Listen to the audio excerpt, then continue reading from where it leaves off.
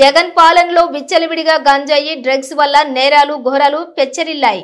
సకల నేరాలకు మూలమైన గంజాయి డ్రగ్స్ కట్టడికి చర్యలు తీసుకోవడమే మా ప్రభుత్వం ప్రథమ ప్రాధాన్యం.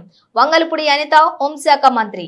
మాజీ సీఎం ఇంటి దగ్గర రేపులు గానీ మర్డర్స్ గానీ జరగడం అనేది మనకు చాలా క్లియర్ గా చూస్తున్నాం.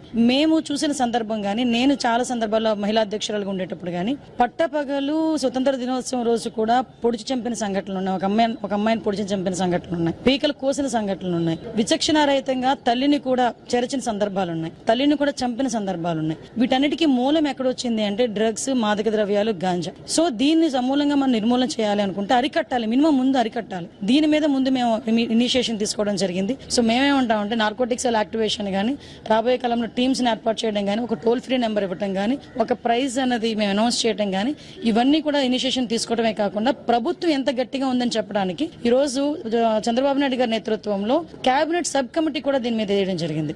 ఒకటి మాత్రం చెప్తున్నా, ప్రభుత్వం మారింది, మీరు మారాలి. డ్రగ్స్ ఎవరైతే సరఫరా చేస్తున్నారో వాళ్ళకి మీరు మారాలి. అంతేగాని మేము సప్లై చేసాము, మేము బెయిల్స్ మీద బయటకు వచ్చేస్తున్నాము, ఇలాంటి అపోహలు ఉన్న వాళ్ళు ఆటోమేటిక్ గా మీ బెయిల్ ఏదైతే ఉందో మీకు వచ్చినా కూడా తిరిగి రీకాల్ చేసి మేము మళ్ళీ మిమ్మల్ని అరెస్ట్ చేసే ప్రొవిజన్ అయితే డిపార్ట్మెంట్ లో ఉంది. మళ్ళా మీరు అదే ప్రయత్నాలు కనుక చేసినా దొరుకుతారు, కంపల్సరీగా దొరుకుతారు. నేను ఎందుకు ఏంటంటే పబ్లిక్ పార్ట్నర్షిప్ చేయాలి. ఇందులో ఒక పోలీస్ డిపార్ట్మెంటో లేకపోతే ప్రభుత్వమో దీని మీద ఇనిషియేషన్ తీసుకుంటే సరిపోదు.